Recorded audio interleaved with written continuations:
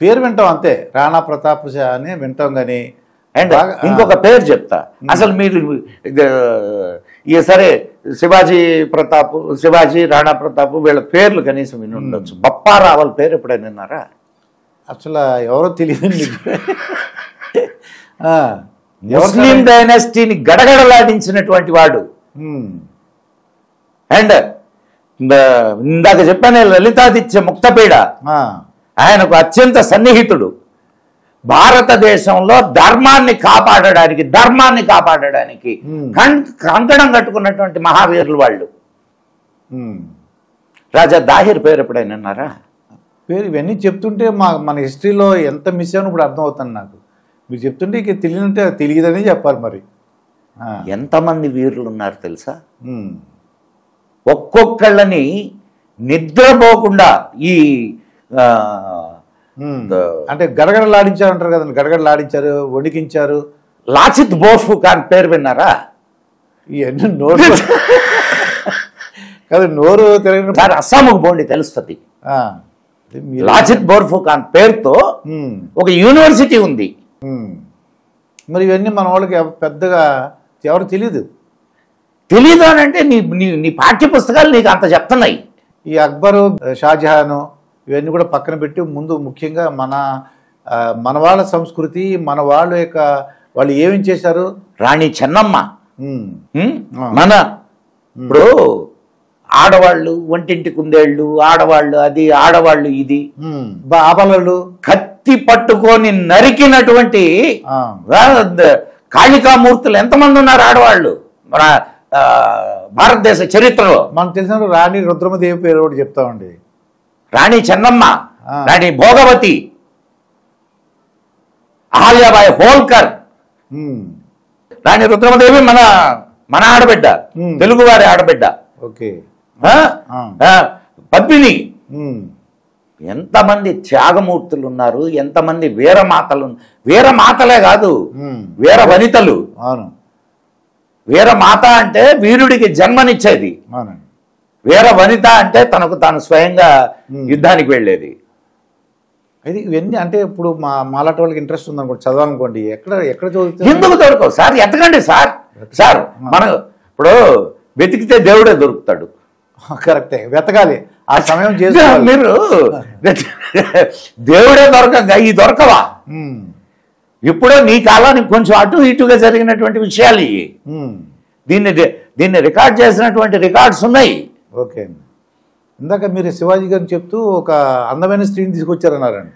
నాకు ఎందుకు జ్ఞాపకం సహజీవనం అని, ఇవన్నీ కూడా విడాకులు. ఇప్పుడు ఒక సిస్టమేటిక్ లైఫ్ని ఎట్లా లీడ్ చేయాలా.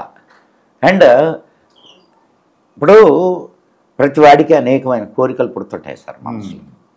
చెడ్డ కోరికలు పుడతాయి, మంచి కోరికలు పుడతాయి. కానీ అంటే ప్రతి మనిషిలో రెండూ ఉంటాయి. మీరు ఇప్పుడు మదన్ ఎట్లా కనిపిస్తున్నాడు కాబట్టి చాలా మంచివాడు, మంచిగా ఆలోచిస్తాడు అనుకోబాకండి. నాలో కూడా ఒక్కొక్కసారి చెడ్డ కోరికలు పుడతాయి, పుట్టవని నేను చెప్పట్లేదు. ఓకే, కానీ వాటిల్ని అణిచి మంచి వైపు నువ్వు ఏదైతే నడుస్తావో అదే మానవుడు చేయాల్సినటువంటి పని. ప్రతి వాళ్ళలో ఉంటాయి. మీకు మంచి చెడు అనేది ప్రపంచవ్యాప్తంగా నువ్వు ఎప్పుడైతే నీలో ఉండే చెడుని బయటకు తీస్తావో, బంగ్లాదేశ్లు జరుగుతాయి, హీరోషిమా నాగసాకులు జరుగుతాయి. నేను ఎందుకు అన్నానంటే, ఒక డాక్టర్ గారు అంటే ఒక అక్రమ సంబంధాల గురించి, ఇక తల్లి లేదు చెల్లి లేదు ఎవరిని పడతాను చంపేయడం, అక్రమ సంబంధాలు అడ్డొస్తున్నారని చెప్పేసి ఆడవాళ్ళైతే మగవాళ్ళని, మగవాళ్ళైతే ఆడవాళ్ళని అలా చంపేస్తున్నారు సార్ వాళ్ళు. అసలు పోరి అది మీలో ఉన్నటువంటి రాక్షసత్వం తప్ప. ఇప్పుడు మీకు నేను ఇంకొక యాంగిల్ని కూడా చెప్తానేనండి. రాక్షసులు అనగానే పెద్ద పెద్ద కోరలు, భయంకరమైన మొక్కలు సినిమాలో చూపిస్తారు. నల్ల బొగ్గులా ఉండి, చర్మలో ఉండి, లావుగా ఉండి. ఏం కాదు సార్, మనిషిలో ఉండేటటువంటి రాక్షస ప్రవృత్తే రాక్షసత్వం. అంతే తప్ప సార్ ఎక్కడుంటాయి సార్, ఎక్కడుంటాయి చెప్పండి. ఇప్పుడు సింబాలిజం ఉంటుంది. రావణుడికి 10 తలలు సింబాలిజం. 10 తలలు ఉంటాయి మనిషికి. ఏమన్నా బుర్ర ఉందా? లాజికల్గా ఆలోచించు. నేను అనుకోవటం 10 రకాలుగా ఆలోచిస్తున్నారేమో అని నేను అనుకోవటం అన్న. వాడు 10 శాస్త్రాల్లో గొప్పవాడు సార్, పండితుడు అనమాట. అద్భుతమైన జ్యోతిష్య పండితుడు వాడు. అదొకటే కాదు, గొప్ప వైణికుడు. వాడి పేరుతో రావణ వీణ అని ఉన్నది తెలుసా మీకు? తెలియదు సార్. రావణ వీణ. గొప్ప వైణికుడు వాడు. కాకపోతే వాళ్ళు ఉండే ప్రవృత్తి ఏమిటి? ఇన్ని మంచి గుణాలు ఉన్నాయి. ఒక్కటేంది, చాలా ఉన్నాయి చెడ్డ గుణాలు. ఒకటే కాదు, వేరే వాళ్ళ ఆస్తుల్ని లాక్కోవాలని. వాడికి పుష్పక విమానం ఎక్కడిది? వాడికి బంగారు లంక ఎక్కడిది? కుబేరుడి దగ్గర నుంచి లాక్కున్నది. ఆ లాక్కోవాలనేటటువంటి గుణం మనకు. ఇంకొక చిన్న ఇది కూడా చెప్తాను. మనకు రాజులు ఉండేవాళ్ళు, అనేక మంది రాజులు కొట్లాడుకునేవాళ్ళు. యుద్ధ నీతి ఒకటి ఉండేది, భారతీయ యుద్ధ నీతి చాలా గొప్ప యుద్ధ నీతి. ఒక టైం ఏదో పెట్టుకునేవారు అంటే నాకు తెలిసినంత వరకు టైం టు టైం కొట్లాడుకుంటారు. అండ్ వాళ్ళ సైన్యాన్ని వీళ్ళ సైన్యాన్ని తీసుకొని వచ్చి ఇదిగో పలానా చోట యుద్ధం చేసుకుందాం అనుకుంటారు. అక్కడ యుద్ధం చేసుకుంటారు.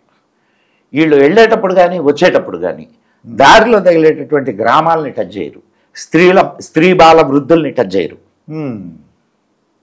స్త్రీలు, బాలలు, వృద్ధులు టచ్ చేయరు. వెనక నుంచి పొడవరు. లేదండి, బాగా అర్థం చేసుకోండి. రూల్స్ రెగ్యులేషన్స్, ఇన్ని రూల్స్ అండ్ రెగ్యులేషన్స్ తో యుద్ధం చేస్తారు. మన ఇద్దరం పోట్లాడుకోవాలా. కానీ ఈ రూల్స్ అండ్ రెగ్యులేషన్స్ అంతా అయిపోయింది, బాగానే ఉంది, రైట్. యుద్ధం జరిగింది, ఒక రాజు ఓడాడు, ఒక రాజు గెలిచాడు. ఆ రాజు రాజ్యాన్ని తీసుకోడు. ఈ రాజు రాజ్యాన్ని తీసుకోడు. మరి ఏంటి, ఎందుకు వచ్చాడు? మరి ఇది యుద్ధం ఎందుకు జరిగిందంటారు? నువ్వు ఓడిపోయాను ఒప్పుకుంటున్నావా? అంతే, ఒప్పుకుంటున్నా. అయితే నాకు జరిగిన నష్టం ఇంత కట్టి నువ్వు నీ రాజ్యాన్ని నువ్వు వెళ్ళిపో. అదొక నీతి ఉంది మళ్ళీ, రాజనీతి. మరి 16 సార్లు వాడు మహమ్మద్ గోరి 15 సార్లు ఓడిపోయి 16వసారి గెలిచాడు. 15 సార్లు ఓడిపోతే వాడిని ఎట్ట వదిలేరు సార్? మనకి ఈ ఇదే రాజనీతి అని చెప్పరు.